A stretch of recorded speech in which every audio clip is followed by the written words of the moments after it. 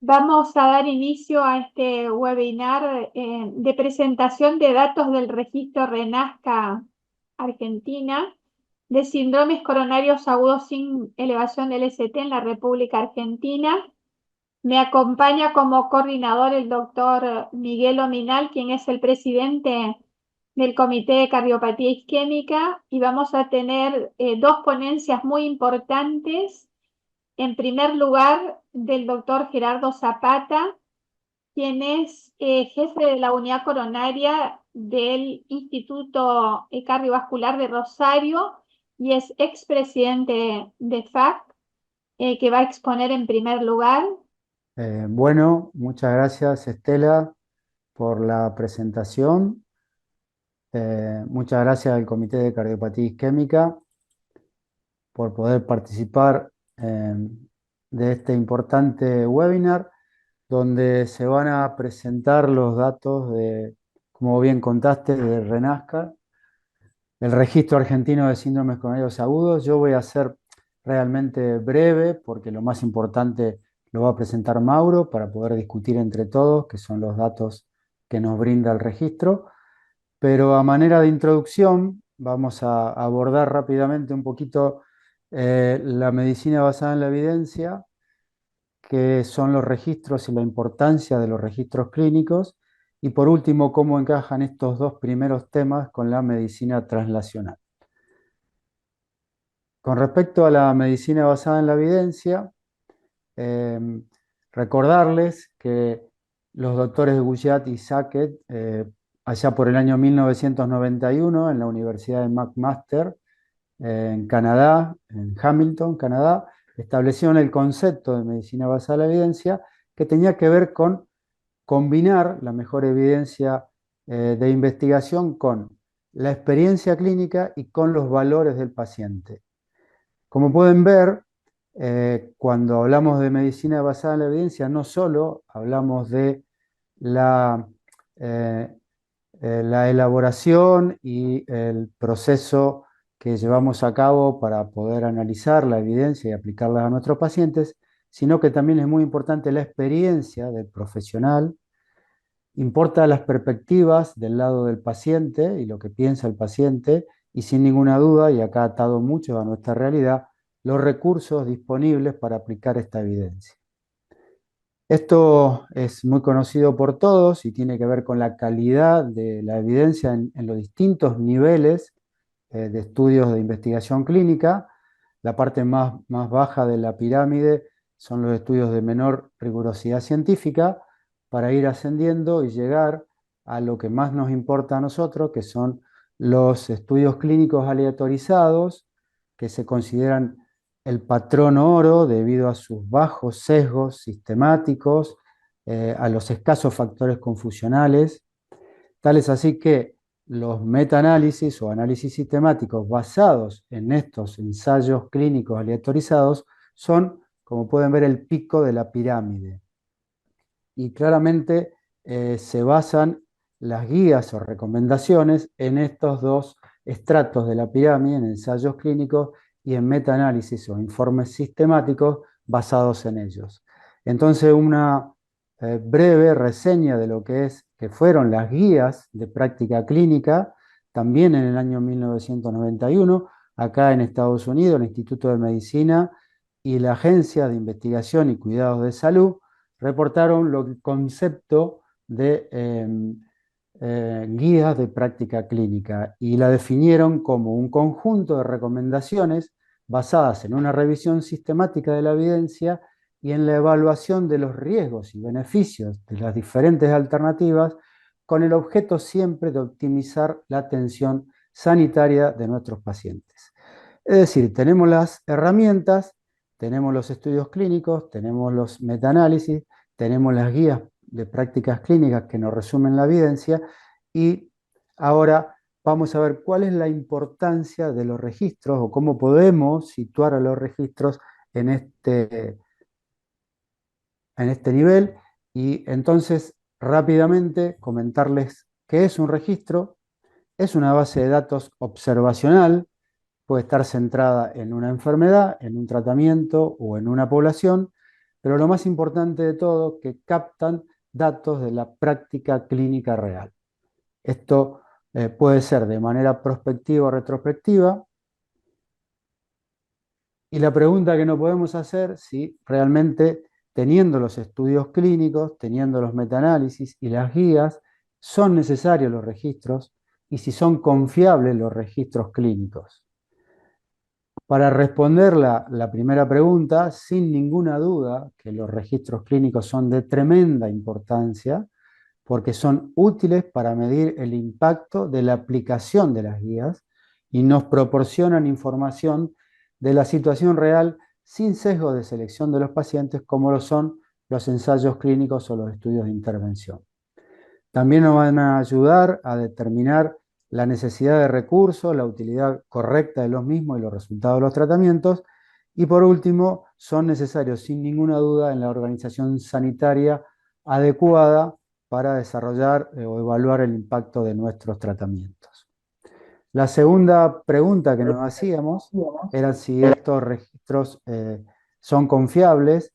Y bueno, son confiables en la medida que podamos minimizar el sesgo de inclusión de estos y minimizar el sesgo de selección. O sea, con respecto a la primera opción de ser muy criteriosos y disminuir los sesgos de inclusión, aquí no va a importar tanto el número de pacientes o la cantidad de centros que nosotros vamos a intentar representar, sino que sea de la manera más representativa posible en cuanto a la enfermedad, el tratamiento o la población que queramos evaluar. Y por último, tenemos que tratar de minimizar siempre los sesgos de selección y esto lo vamos a hacer definiendo claramente los criterios de inclusión o criterios diagnósticos que vamos a utilizar en los registros. Esto es conocido por todos, hay puntos a favor de los registros clínicos y hay puntos en contra o más débiles de los registros clínicos. A favor, a la izquierda, en color más azul, podemos decir que los registros son útiles para evaluar poblaciones de pacientes y caracterizarlo epidemiológicamente.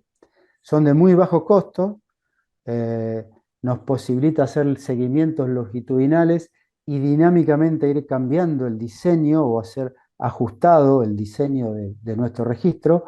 Y lo más importante de todo, que sus resultados van a ser formuladores de hipótesis que van a utilizar los estudios clínicos aleatorizados. Puntos en contra, bueno, son limitados para la evaluación comparativa, sin ninguna duda, no tienen ajustes por factores confusionales, no se pueden hacer estudios o registros de intervenciones, ya que hay una ausencia de enmascaramiento.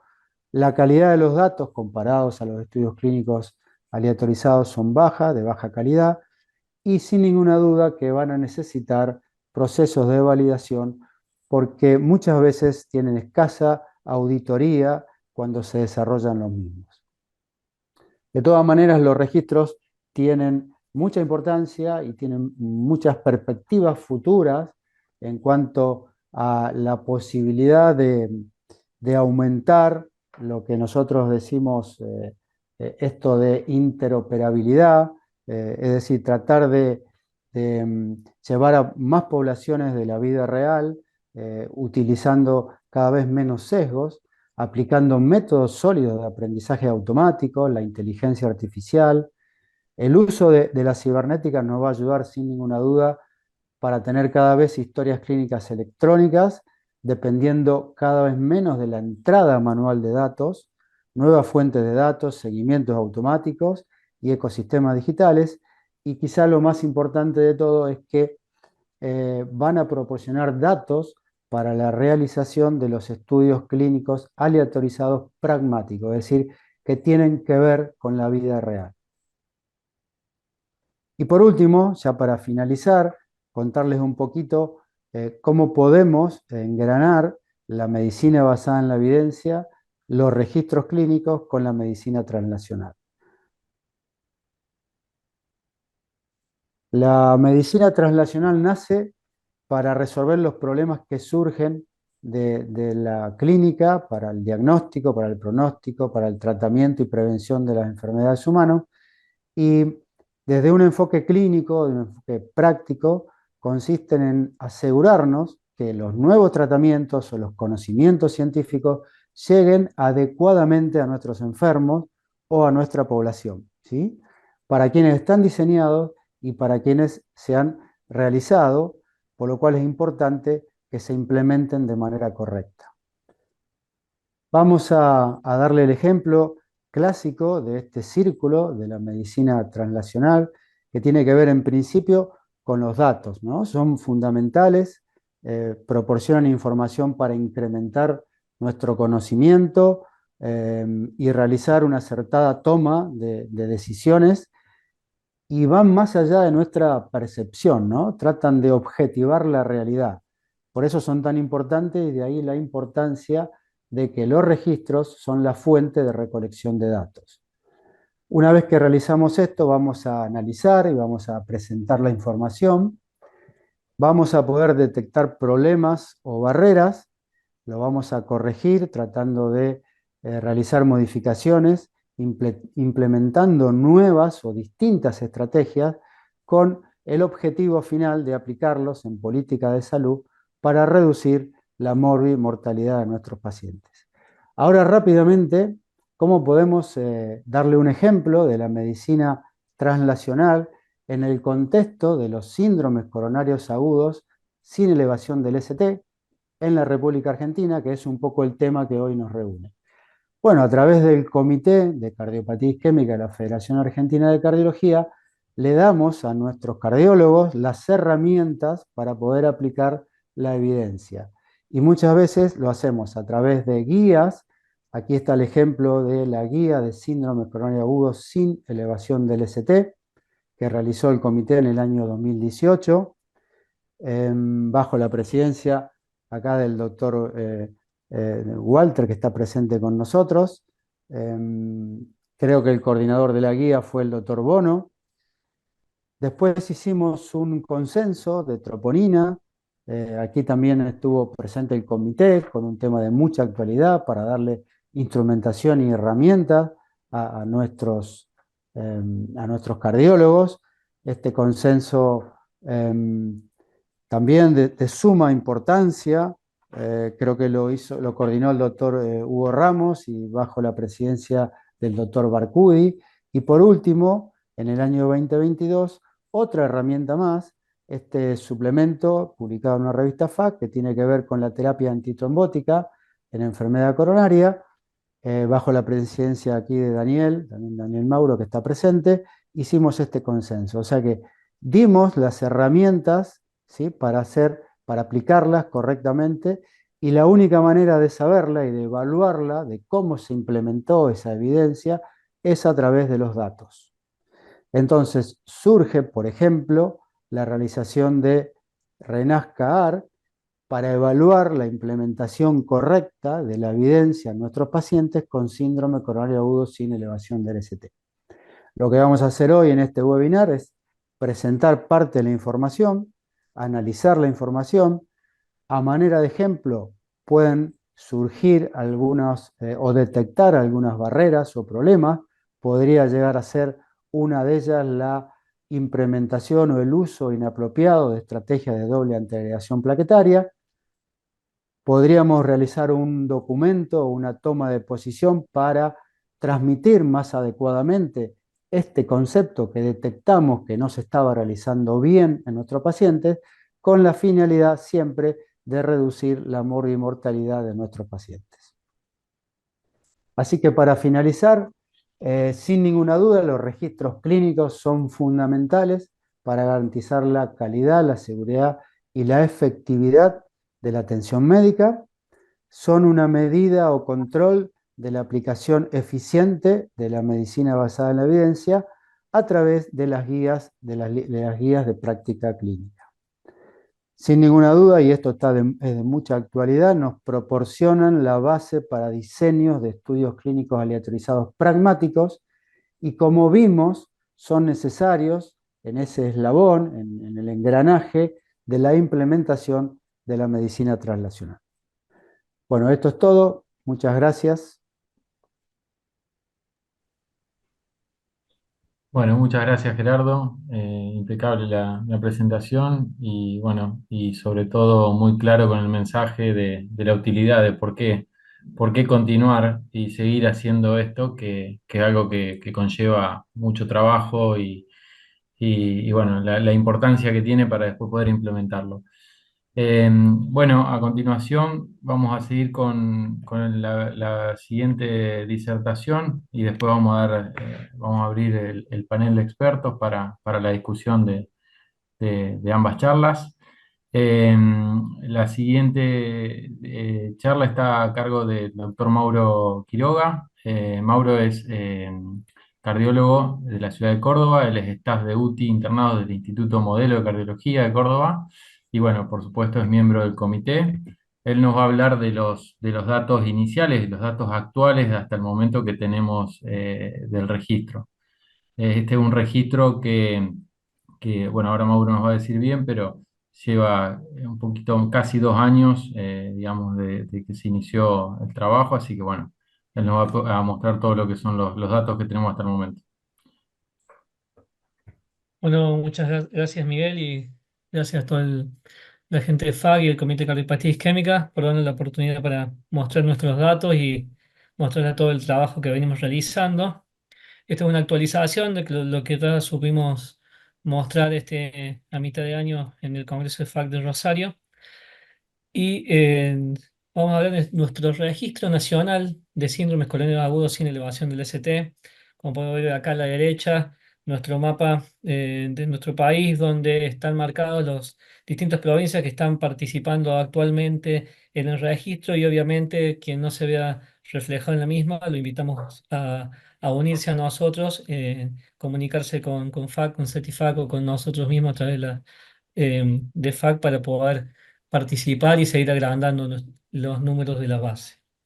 Entonces, ¿cómo surge la necesidad de hacer el RENASCA? Nosotros veíamos que manejamos diversos niveles de complejidad en el sistema de salud, diversas estrategias diagnósticas y terapéuticas, por lo cual nos hacía mucho hincapié, nos hacía mucho ruido poder conocer toda la forma en que se maneja el sistema de salud en nuestro país y de acuerdo a eso poder actuar de forma coordinada para establecer distintas conclusiones. Tuvimos un periodo de reclutamiento que lo llevamos prácticamente un poquito más de año y 3 meses, con un seguimiento también posterior de los pacientes entre 30 y 180 días.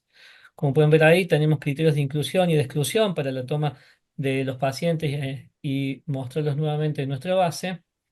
Y como dijo el doctor Zapata previamente, y para reforzar esos conocimientos, todos hemos hecho en nuestros centros bases de datos interminables con múltiples columnas, filas, números y demás. Y por ahí nos vemos reflejado, como se ve acá en la imagen, qué hacemos con tantos datos, qué hacemos con estas interminables columnas de Excel con numeritos y factores de riesgo y toma de decisiones y demás. Siempre acordarse que tenemos que tener un norte a la hora de establecer nuestra base de datos, tenemos que saber qué queremos buscar para que no sean interminables. ¿Y por qué? Porque esos datos después nos van a permitir generar información, esa información determinar un conocimiento sobre un determinado tema y de esa manera, como decía el doctor Zapata en la presentación anterior, tomar acciones terapéuticas, diagnósticas y demás para con nuestros pacientes. ¿Buscando qué? Buscando calidad, calidad de atención siempre para nuestros pacientes, mejora continua, excelencia, que eso es a lo que nos dedicamos y para nuestro fin para lo que trabajamos. Entonces, si hablando un poquito más de los números, que es lo que todos quieren ver, a la fecha de esto hemos hecho un corte el viernes de la semana pasada, tenemos 566 pacientes. Estamos, la media de edad de nuestros pacientes son de 63 años, el mayor 95 años y el menor 24 años que tenemos en nuestra base de datos, con un porcentaje de un 16% mayores de 75 años. Es decir, dentro de todo tenemos una población bastante joven con JAMS sin ST.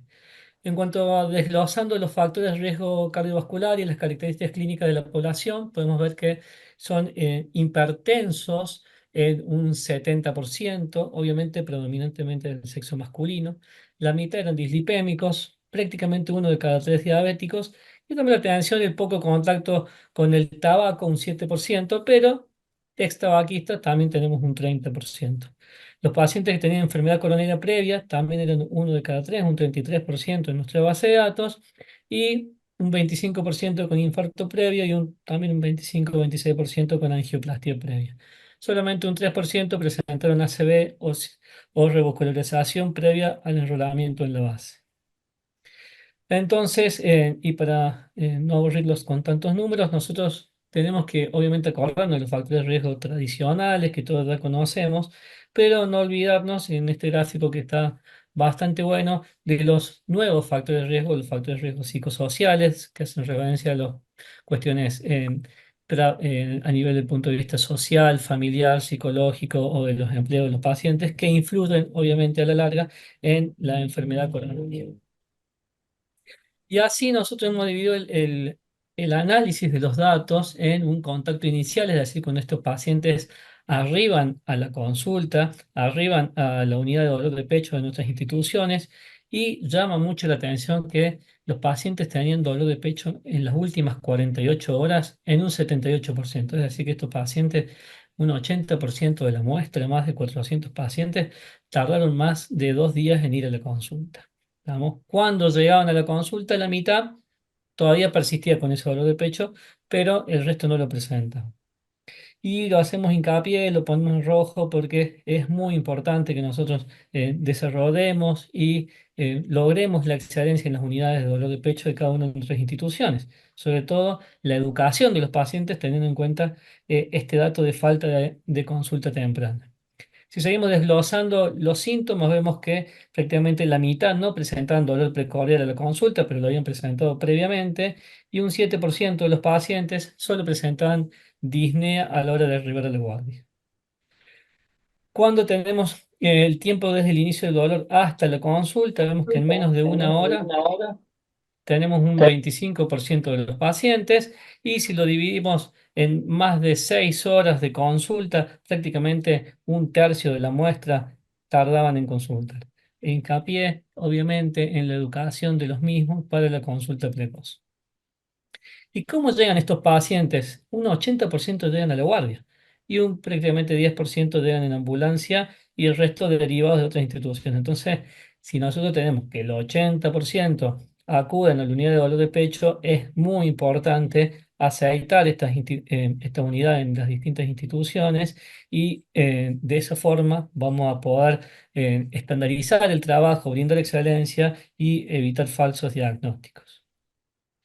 Con respecto al electrocardiograma, apenas llega el paciente, tenemos una muy buena métrica de un poquito más del 70%, un tiempo porte a electro en menor a 10 minutos. Tenemos un 9% de los pacientes que tienen más de 60 minutos para realizar un electrocardiograma en un paciente que consulta con un presunto síndrome coronario agudo, que es obviamente algo a mejorar y a charlar cada uno en sus instituciones.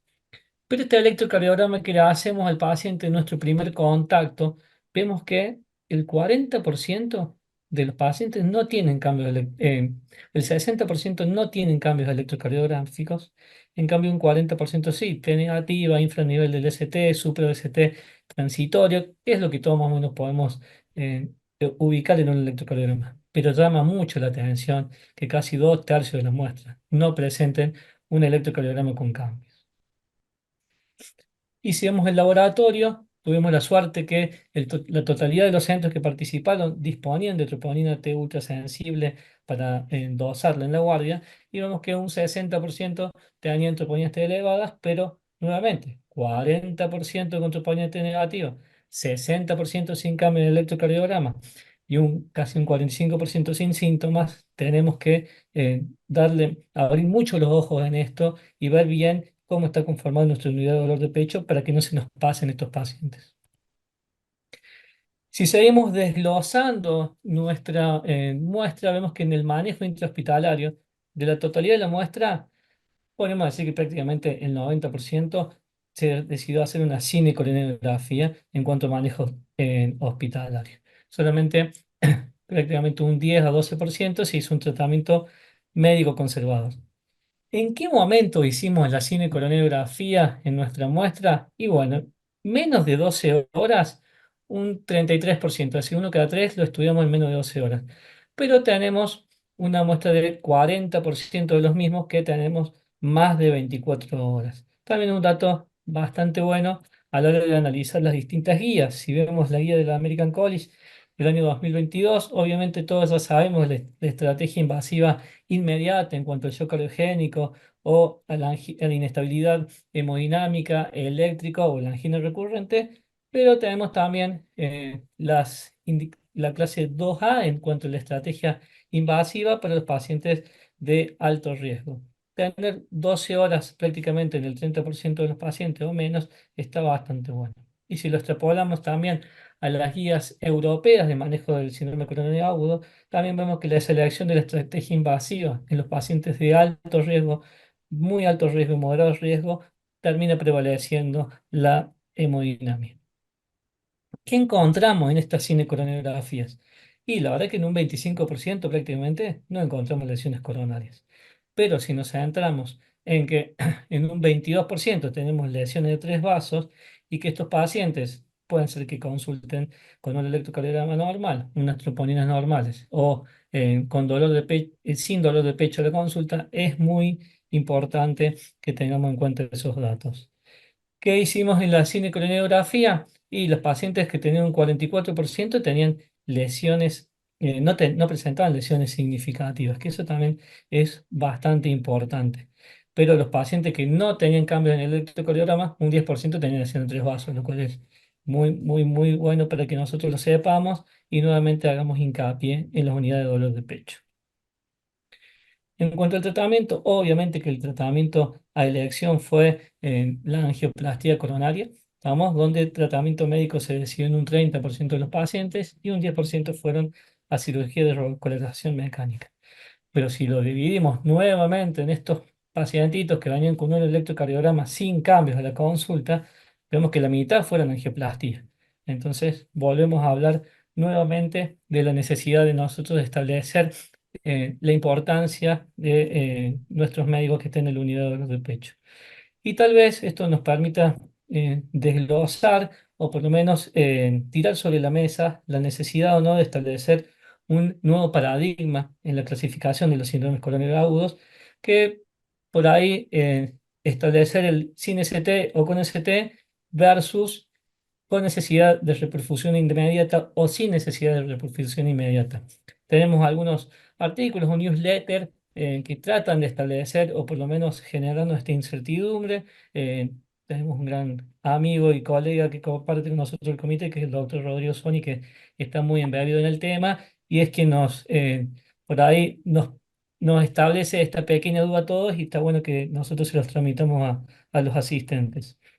Entonces podemos tener pacientes con síndrome coronario agudo que requieran intervención inmediata o reperfusión inmediata, que es la columna de la izquierda. Obviamente los que tienen supra, todos lo sabemos, un bloqueo rama izquierda nuevo, pero también distintas alteraciones en el electrocardiograma que se pueden establecer o se pueden presumir posibles complicaciones superiores. Obviamente como el síndrome de Wellens, que todos ya conocemos, no los voy a aburrir con esto, pero por ahí uno dice un electrocardiograma, la ayuda de la inteligencia artificial, no tiene supra, no tiene infra, no tiene T negativas, pero poder establecer algunos de estos distintos parámetros en el electrocardiograma nos puede ayudar a salvar una vida y a tener una estrategia invasiva un poco más precoz.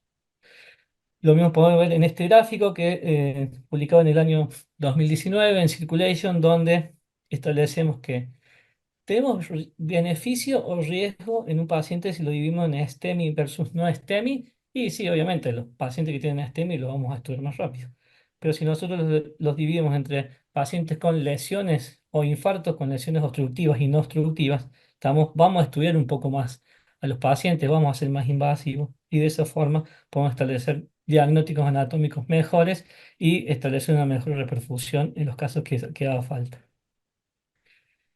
¿Qué pasó con estos pacientes durante su evolución intrahospitalaria? Y tuvimos complicaciones, 5 pacientes hicieron ACV, un 6% presentó insuficiencia cardíaca durante la internación, un 2%, es decir, 12 pacientes de la muestra necesitaron un reestudio durante la internación por angina refractaria y tuvimos un 4% de pacientes con sangrado, un sangrado digestivo, sin necesidad de hacer estudios endoscópicos, pero bueno, es un 4% que es bastante importante.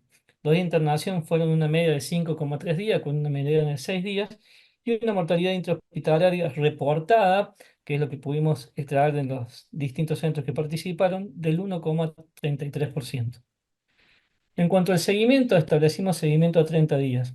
2% de los 30 días necesitó reinternación por causas no cardíacas, no tuvimos óbito y no hubo necesidad de reestudio. Pero a los 180 días cambió la reinternación. Ahí fue por angina refractaria, con necesidad de reestudio en ese 6% de los pacientes, y presentamos 3 pacientes con óbito. En ese caso correspondían al grupo que los que habían tenido cirugía de revascularización miocárdica previa antes de la consulta. Entonces, en cuanto a los mensajes finales y para que hablamos del debate entre todos, los pacientes en un 78% consultaron luego de las 48 horas de los síntomas. Eso es un punto a mejorar. Pacientes acuden a la guardia médica en su mayoría, obviamente la unidad de dolor de pecho, la importancia de su desarrollo para evitar esto.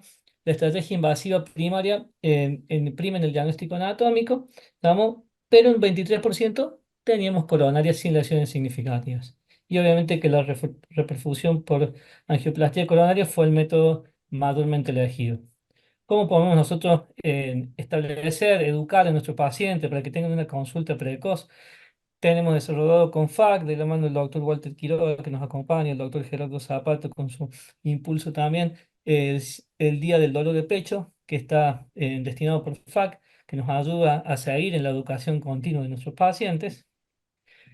Y obviamente que necesitamos, como ya habló Gerardo en su principio, y lo mostramos durante el desarrollo de esta charla, generar nuestros datos, tanto a nivel institucional, provincial, regional, nacional, como lo que queremos mostrar nosotros. Establecer la prevalencia en el lugar del dolor de pecho. Eso nos va a evitar la variabilidad, nos va a establecer obviamente que una mejor atención de los pacientes, la estandarización del trabajo, ¿estamos? Nos mejora la calidad de atención. Y la participación en los distintos eh, registros que podemos tener en el país, como este que tenemos nosotros, o como el ArgenYam ST, FACSAC, que también nos ayuda a conocer la realidad en donde vivimos. Y no olvidarse que las grandes cosas en el trabajo nunca son hechas por una sola persona, son hechas por un gran equipo, y eso es lo que formamos nosotros en el Comité de Cardiopatía Isquémica. Muchas gracias. Excelente, doctor Quiroga. Muy lindos los datos que presentó. Me llamó la atención la modificación de los factores de riesgo que ha habido en los últimos tiempos, sobre todo el incremento de la frecuencia de hipertensión arterial de un 72%, la reducción del tabaquismo del 7% y un porcentaje importante de pacientes que dejaron de fumar, y el incremento de los pacientes diabéticos en la modificación de factores de riesgo, cosa que en el síndrome coronario agudo con elevación del ST el factor más importante es el tabaquismo. Sin ST este factor se modifica.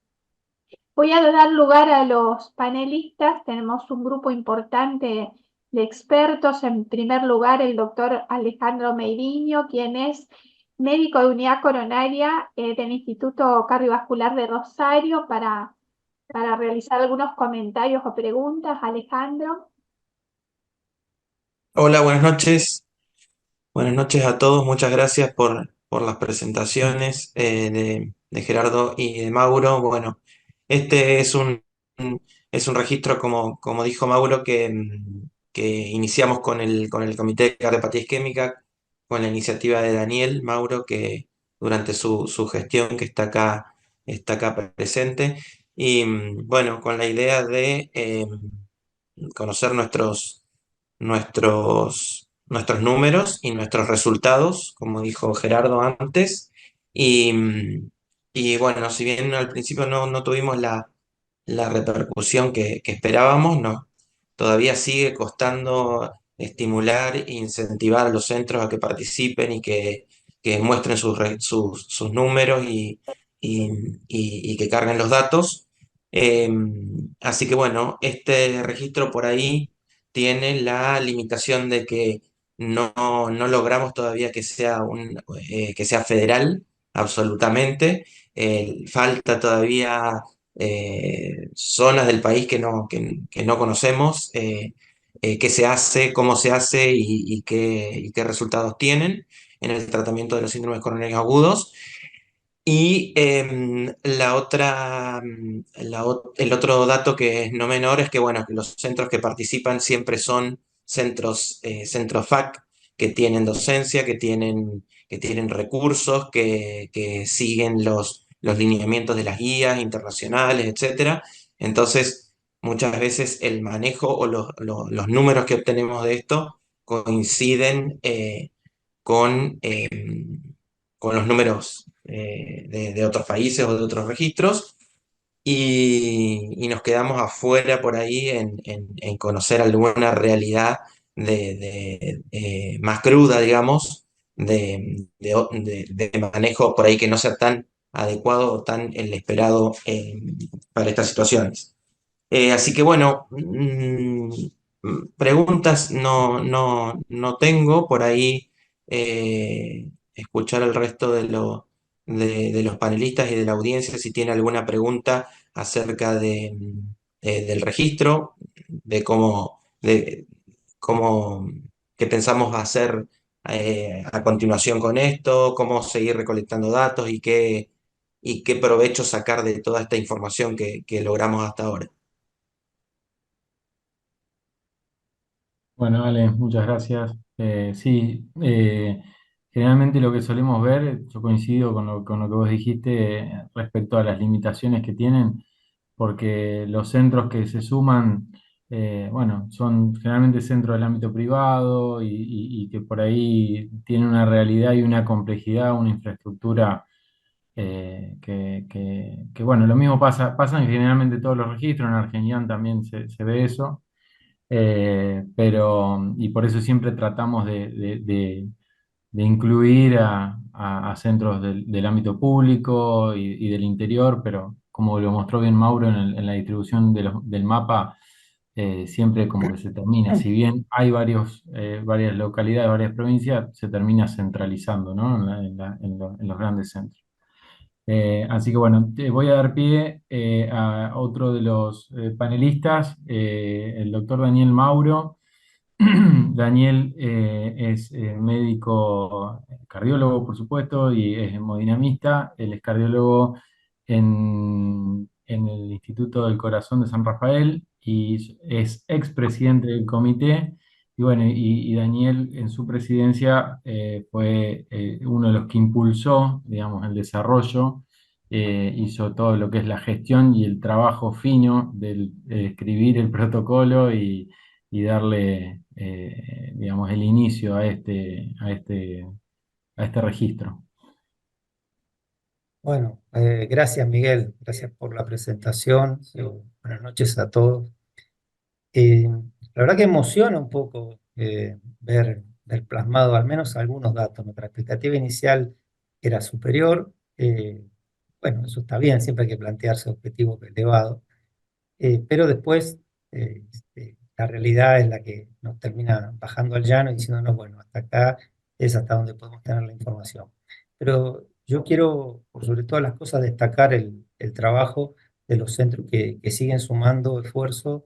Lo pongo en nombre de Mauro Quiroga, pero bueno, son muchos otros también, y que siguen tratando de rascar esta información, aunque resulte difícil por momentos. Si ustedes recuerdan, inicialmente este registro había surgido con la participación de la SATI, porque queríamos incorporar centros terapias polivalentes, donde muchas veces, sobre todo en el interior del interior, como el caso de la ciudad de San Rafael, donde yo resido, en la realidad hay poca, o una sola unidad coronaria, el resto son terapias polivalentes, y queríamos poder tener un poco esa información de cómo se atendían, cómo se recibían y se trataban los pacientes en ese contexto hospitalario.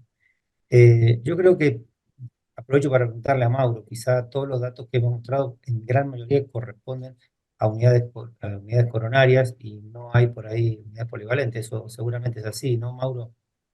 Sí, sí, la verdad que sí. Y llama la atención también cuando uno analiza la disponibilidad de la troponina T ultrasensible.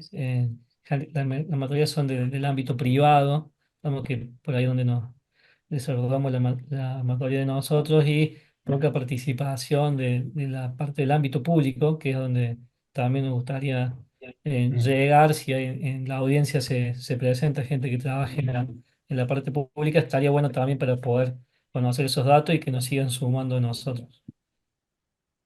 Bien, gracias por la respuesta.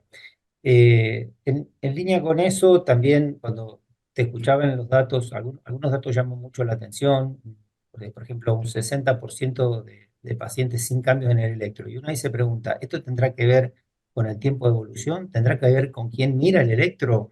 ¿Hay cambios sutiles? Por ahí se están buscando cambios mucho más groseros y no se identifican, porque también llama la atención esa cifra, ¿no? Es elevado el número de no cambios en el electrocardiograma en un contexto de pacientes que por ahí están llegando tarde a la consulta y llevan 48 horas de evolución De de un cuadro evolución. de angina. Eh, Posiblemente esto también tenga que ver con, bueno, con hasta dónde, hasta con qué lupa se está mirando ese electrocardiograma, y por ahí no la mirada, ¿viste?, avesada del cardiólogo, que va a ir específicamente a encontrar algo, y se registra como, bueno, un electro sin cambio, cuando en realidad eh, cambios mínimos Tiene un cambio sutil. están presentes. Sí, sí, sí, seguro. Seguro. Bueno, esa es otra de las cosas que llaman la atención. Eh, Siguiendo con los números, vos mostraste un porcentaje que me llamó la atención, de pacientes que solo tenían disnea como síntoma. Este son síndromes agudos que como única manifestación, creo que era el 7%, El sí, 7%, sí, unos 40 un más o menos. 7% de pacientes solamente tenían disnea como manifestación. Bueno, eso es medio coincidente, si te fijas también, con el porcentaje de pacientes que tienen enfermedad de múltiples vasos, que creo que era cerca de un Del 10%, 10%, ¿no? sí. Y también con la cantidad de pacientes que después evolucionan en insuficiencia cardíaca en, en la internación Sí, o hasta el primer punto del seguimiento. sí, tal cual. Posiblemente ahí haya alguna especie de correlato, digamos, anatómico, funcional, sintomático, entre lo que vemos en el momento de la consulta, lo que vemos en la anatomía coronaria y finalmente lo que pasa después en la evolución de esos pacientes. Bueno, no quiero monopolizar el debate, así que había otros colegas del comité que me estaban acompañando en el panel, así que bueno, les cedo un poco la palabra a ellos también. Agradezco de vuelta la oportunidad de ver los datos del registro, realmente es movilizador. Espero que esto redunde también bueno, en que más gente se sume a participar en el registro, que todavía sigue abierto, y espero que siga así por bastante tiempo más para seguir recolectando información, bueno, como pasa con el Argentina. Otro panelista que nos acompaña es el doctor Walter Quiroga Castro, quien es médico coordinador de la unidad coronaria del Instituto Modelo de Córdoba.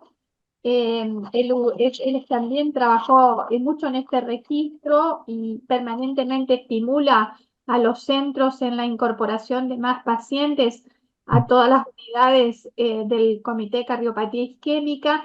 Quería preguntarle si tiene alguna opinión respecto al porcentaje de pacientes con arterias coronarias normales, que tengo acá registrado del 23% sin lesiones o lesiones no significativas, si le parece que esto es lo que exponen los demás centros o los demás registros de síndrome sin ST.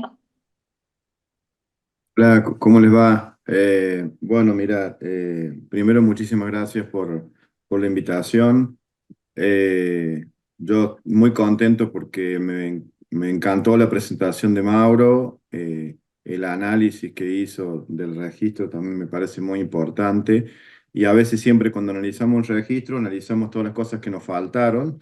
Y está bueno nombrar las cosas que sí tuvimos, ¿viste? O sea, tuvimos muchos pacientes, tuvimos participación. Seguramente que los pacientes son menos de los que deberían, pero tuvimos un buen análisis de los factores epidemiológicos, de los factores de riesgo, de qué se hizo, en qué tiempo se hizo, del electro, del laboratorio, del puerta electro.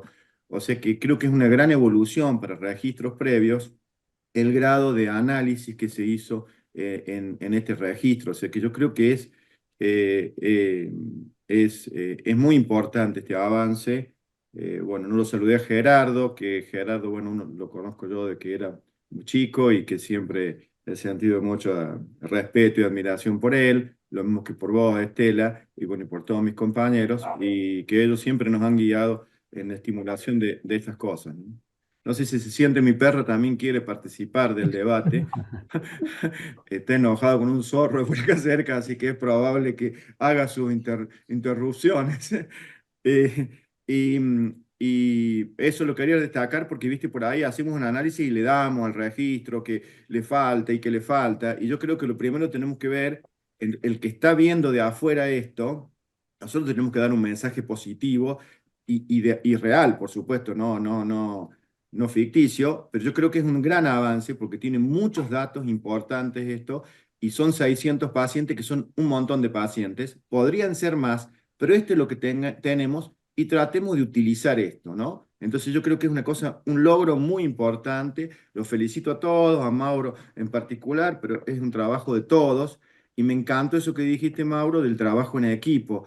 Yo creo que es fundamental. Viste, una vez escuchaba que decían, si vos querés que una idea realmente prospere, que no te importe si no sale de vos solamente, si la tenés vos, pero no termina siendo vos el que la lleve a cabo. Si vos querés que la idea prospere, no te preocupes solamente porque prospere por vos, que prospere, ¿no?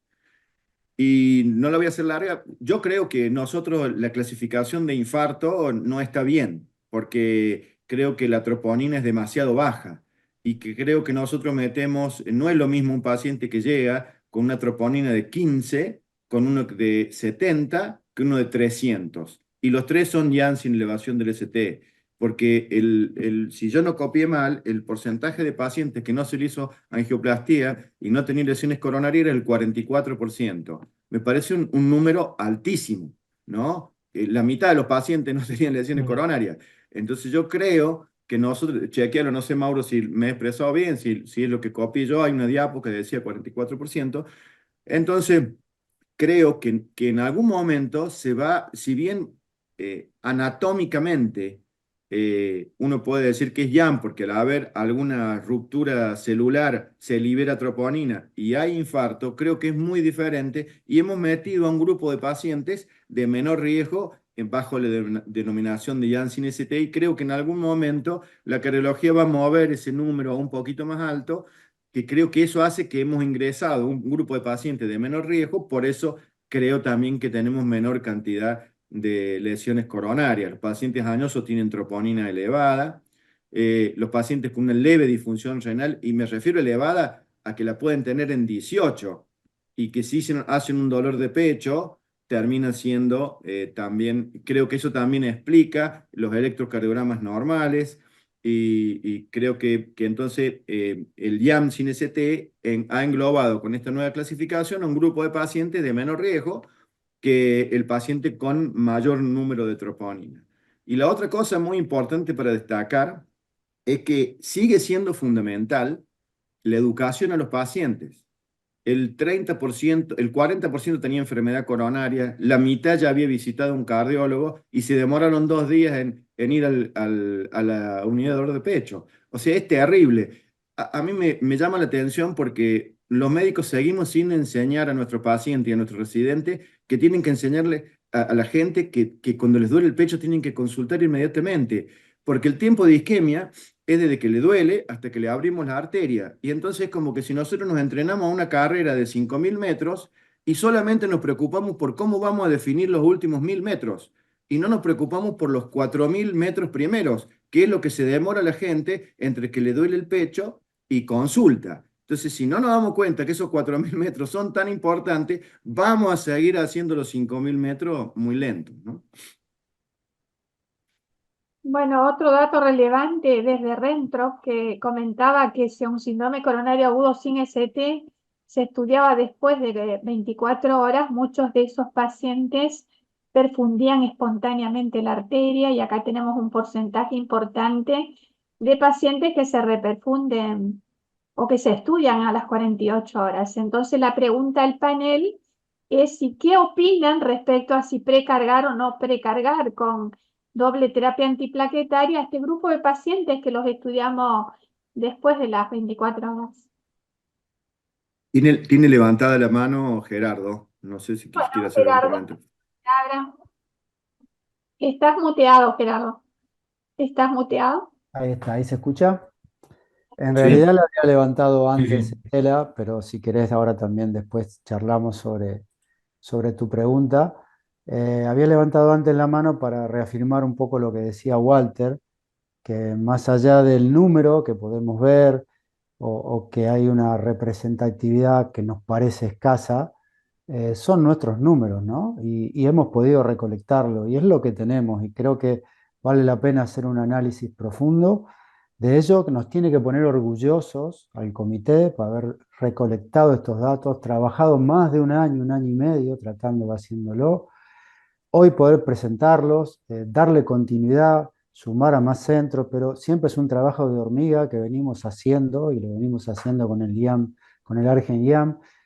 Pero insisto, esto nos tiene que poner muy bien, nos tiene que llenar de orgullo, son nuestros datos y en definitiva van a intentar cambiar algo, un poquitito algo de la realidad. Y yo creo que todo lo que se ha dicho acá es tremendamente importante. Yo tomo dos cosas que seguramente Walter también la debe coincidir. Em, a pesar de que el 50%, creo, Mauro, de los pacientes que ingresaban estaban con dolor, solamente un Sí. 9% fue trasladado en ambulancia. O sea, eh, el traslado en ambulancia en pacientes con dolor no se está realizando correctamente. Estos pacientes no sabemos qué cuadro clínico van a tener, pero sin ninguna duda las arritmias ventriculares potencialmente malignas están presentes y si no tenemos un traslado en ambulancia y un desfibrilador, estos pacientes se van a morir más. O sea que es un mensaje también que tenemos que dar. 9% solo Ujú. llegó con una ambulancia al centro de referencia y verdaderamente es muy poco. Y si bien vos hiciste el hincapié de que parecía mucho, que el 60 o 70% había, se había realizado un electro dentro de los 10 minutos, hubo un 25% que no se hizo un electro dentro de los 10 minutos. Entonces, es también un mensaje que seguimos insistiendo desde todo nuestro lugar y posicionamiento de comité y, y estratos científicos, pero la importancia de la realización temprana del electro para el diagnóstico. Eso era un poquitito un comentario y bueno, yo también tenía una misma pregunta que la hizo Estela y también Walter la realizó. Me llamó la atención que un 23% de los pacientes no tengan enfermedad coronaria. La pregunta es a Mauro si no tenían enfermedad coronaria obstructiva, ¿sí? O tenían coronarias normales, porque es totalmente distinto. Porque si acá, independientemente de la definición o punto de corte de las troponinas, estaríamos evaluando una población de INOCA o MINOCA, ¿sí? Ah, Entonces, creo que ese dato, que no sé si lo tenemos, Mauro, pero sería importante saber si habíamos puesto coronarias normales o coronarias sin obstrucciones sin significativas. obstrucciones, exactamente, sin obstrucciones significativas, Bien, porque perfecto. ahí fue el corte que hice. Bien, perfecto. Bueno, era algo interesante aclarar porque se trata de uno de cada 4 pacientes y si el registro se extiende y tenemos más datos, es probable que tengamos ahí también una población Tal cual. interesante de pacientes con INOCA o MINOCA a la cual podríamos analizar. Y Ah, bueno, Estela, no me voy más por las ramas. Bueno, es lo que decimos siempre, ¿no? Es verdaderamente mostrar la realidad. Como vos bien dijiste, muchos pacientes no acceden dentro de las primeras 12 horas a realizarse el estudio diagnóstico y a poder realizarse la angioplastia, que es la intervención más común en estos pacientes. Por lo tanto, el pretratamiento en este subgrupo de pacientes, al cual se va a diferir el diagnóstico hemodinámico y el tratamiento deben recibir a mi criterio, y de hecho el comité así lo sugiere, ¿eh? Ya que la evidencia científica de los estudios que contraindican el pretratamiento lo hacen porque el tiempo a la coronografía es muy rápido, 2, 4 horas, ¿sí?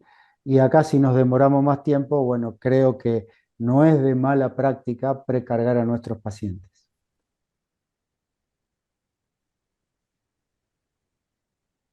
Tenemos una pregunta o algo en el chat. El doctor Sony nos hace un comentario de que sería interesante evaluar la complejidad de los centros cuando nosotros evaluemos los datos, en virtud de que llama la atención la baja mortalidad que podía ser debida en gran parte a que se registran centros del grupo A. No sé si está ese dato en la base de datos, Mauro. No, pero lo podemos obtener. Tenemos cómo obtenerlo. Me parece excelente. Nos vamos a trabajar en eso. No lo tenemos para que lo aclare el quien llena, pero tenemos los nombres de los centros, así que lo podemos encargar por ahí. ¿Te Bueno, puedo ese hacer es una otro. pregunta, Estela? Sí. Y le quería preguntar a Mauro si qué le había llamado la atención a él como cardiólogo joven y qué le había llamado la atención del registro. Si él tuviera que decir, mira, yo antes y después de esto, ¿qué fue lo que me llamó la atención? O sea, ¿qué te llamó la atención del registro, Mauro? Está excelente. Mira, varias cositas. Yo creo que parte lo hemos estado charlando acá. La demora en la consulta, que el paciente se quede en la casa a ver qué pasa 48 horas con síntomas de dolor de pecho, me parece que es muy importante. Que tenemos una oportunidad mejor ahí en la educación cada uno de nosotros para con nuestros pacientes. Eso fundamentalmente. El tema de la necesidad de tener aceitada la unidad de dolor de pecho en cada una de las instituciones, que tratar de que la unidad de dolor de pecho esté la gente que más sabe, la que tiene más sapiencia, porque de esa forma evitamos los errores. El 80% va a la guardia, entonces si ponemos residente más chico en la guardia, por ahí vamos, o el que está haciendo alguna otra especialidad no cardíaca en la guardia de la noche, podemos tener algunos errores ahí de diagnóstico. Y después lo que bien remarcaba Estela, la baja incidencia del tabaquismo. Me llamó notoriamente, si bien lo veíamos viendo nosotros en nuestra base de datos del propio del instituto, pero 7% de tabaquistas, la verdad que lo revisé 2 o 3 veces porque no, me llamó muchísimo la atención eso. Y otro dato que llama la atención es que dentro de los antecedentes hay un 33% de pacientes que tenían antecedente de enfermedad coronaria. O sea Sí, que si uno piensa que es un subgrupo de pacientes de bajo riesgo y piensa que la mortalidad está asignada porque es un grupo de pacientes de bajo riesgo, hay una carga muy importante de diabéticos y de pacientes que tienen enfermedad coronaria previa. Es decir, que el tratamiento adecuado del síndrome coronario agudo sin ST creo que ha modificado mucho la evolución evolución. de esta enfermedad en estos tiempos. ¿Algún Sí, otro comentario? sin duda, Sí. Estela, lo que vos decís es apropiado, porque Rodrigo había comentado que le llamaba la atención la baja mortalidad, y sin embargo vos decís que una población importante de estos pacientes ya tenía antecedentes de enfermedad coronaria. Creo que, bueno, la mortalidad está muy ligada probablemente al N, al tamaño muestral, y quizá no tengamos que pensar en eso, quizá este registro nos tenga que enriquecer con otros datos, ¿sí? Y no tanto pensar cuántos se mueren o cuántos no se mueren. Y lo que vos decís es interesante porque un tercio de la población ya tenía enfermedad coronaria, lo cual habla del famoso riesgo residual, de que estos pacientes siguen teniendo eventos coronarios y que merecen nuestra atención y una prevención secundaria probablemente mucho más eficiente, ¿no? Comentario de Estela de pretratamiento, pero un pretratamiento con una definición nueva. Mira, yo creo que es muy importante, sobre todo para los jóvenes, que nosotros les inculquemos el uso del score cálcico a partir de los 40 años. Si no, nosotros los vamos manejando con ergometrías, ecoestrés, cámara gamma que por ahí no tienen score cálcico. Cuando esas pruebas dan bien, el cardiólogo le dice, usted está muy bien, quédese tranquilo, y puede tener las tres arterias con lesiones al 30 o 40%. Entonces yo creo que el mejor pretratamiento que tenemos que hacer es hacer un score cálcico de la gente cuando son jóvenes, a partir de los 40 años, dicen las líneas guías, y empezar con estatinas a esos pacientes. En general, el score cálcico de no cero debe empezar con estatinas, y con score cálcico entre 100 y 400 uno podría valorar la agregación de aspirina. Y creo que ese pretratamiento sería un pretratamiento al accidente de placa, ¿no? Que es lo que viene. Y eso es un concepto que no está todavía eh, eh, eh, adherido al pensamiento habitual del médico. Voy a encontrar muchos que alcen la cámara gamma, si la cámara gamma no tiene la posibilidad de hacer el score cálcico como algunas la tienen, y le dice, usted está bárbaro, tiene buena fracción de eyección, no tiene nada, y a los 6 meses le hacen un bypass. Y el paciente te dice, pero ¿cómo? Si usted tiene una cámara gamma. Claro, tenía las 3 arterias 50%. Se le inestabilizó después, pero él ya tenía una enfermedad coronaria severa. Lo único que te dice la cámara gamma o los TD3 es que no tenés una obstrucción del 80%. Creo que ese concepto va a hacer que disminuya la cantidad de síndromes coronarios agudos y que tengamos menos progresión de la placa, ¿no? Excelente, Walter. ¿Algún comentario, Daniel?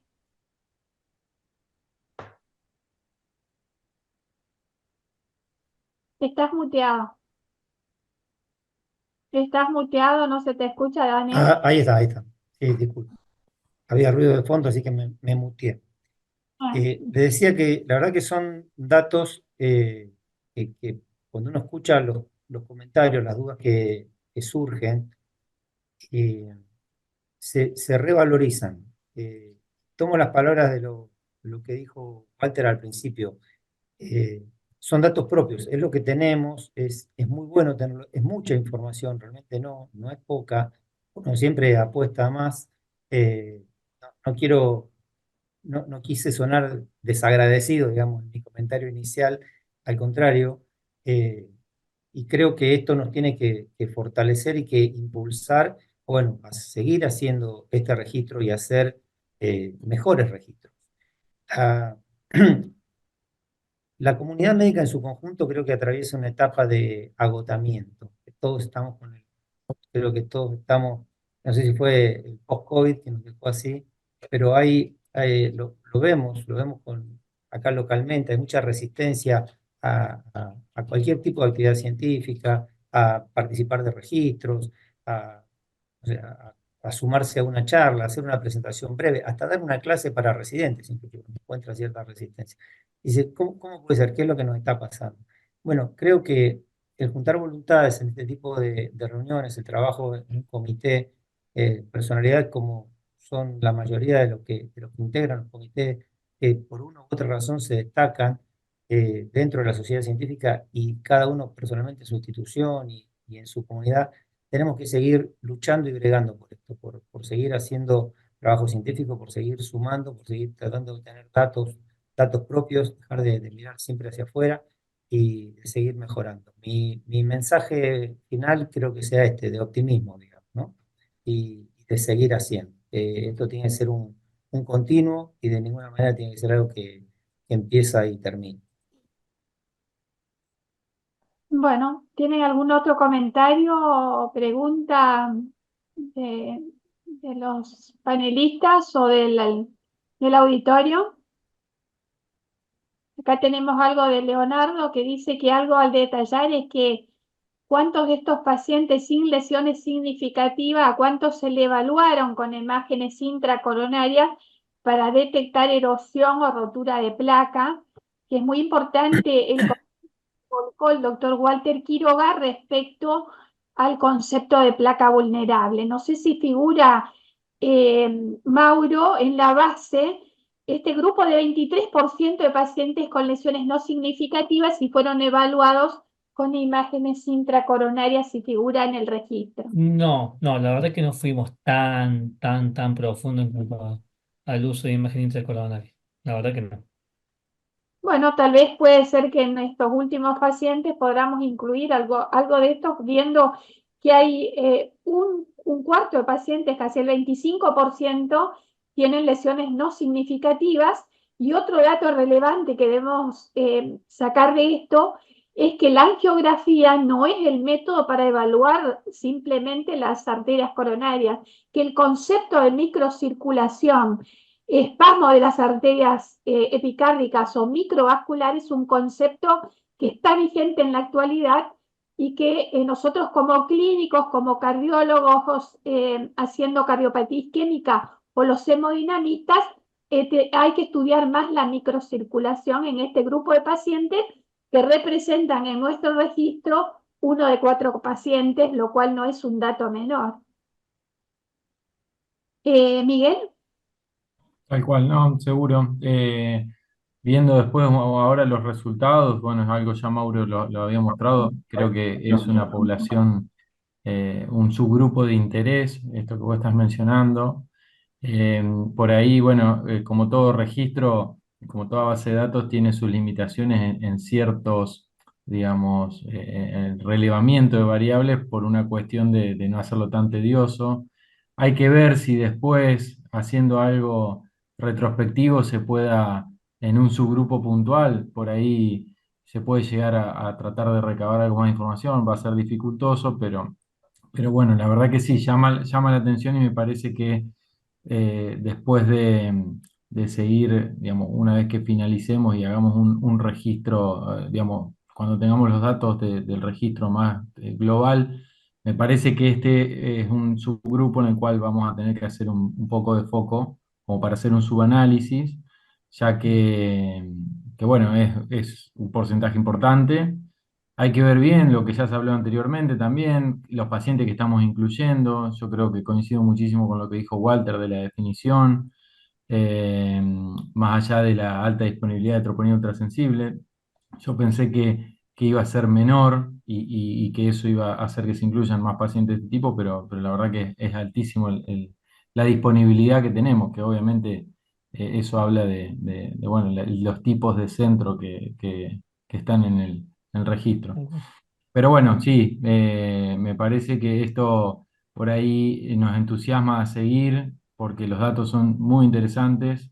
Hay que seguir recolectando, hay que seguir sumando pacientes. Y bueno, y como dijo Gerardo al principio, que esto nos sirva para ver qué es lo que estamos haciendo, si estamos haciendo lo que realmente, digamos, si estamos siguiendo las recomendaciones y sobre todo, donde no las estamos siguiendo, estamos haciendo algo distinto, ver el porqué, detectar, digamos, dificultades que tenemos, limitaciones y bueno, y proponer en base a esto algunas soluciones, como lo que se dijo también, ya lo recalcó Mauro, el tema de la consulta, de la demora. Me parece que bueno, eso es algo a trabajar y es algo que a veces es en lo que menos trabajamos nosotros desde cada institución, ¿no es cierto? Y es lo que se viene pregonando del comité hace mucho con las campañas de difusión, así que bueno, resumiendo todo esto, que son datos, nos tienen que servir para, primero, tener datos propios y no siempre hablar de los registros que no son nuestros, sino de los registros internacionales, compararlos, y después bueno, llevar a cabo alguna solución o algunas medidas para mejorar todo esto, que bueno, es lo que todos pretendemos, mejorar la atención y disminuir la mortalidad.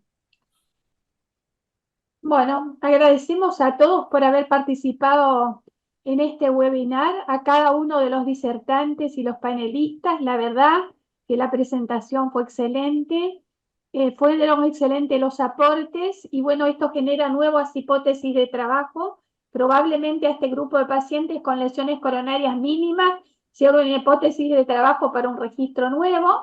Y bueno, los invitamos a todos los que participaron en este webinar para incluir pacientes y para fin de año concluir con los 1000 pacientes.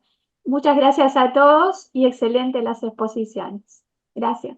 Gracias a ustedes, gracias. Gracias a Hasta todos. luego. Hasta luego. Felicitaciones, saludos a todos. Gracias, nos estamos viendo. Ya.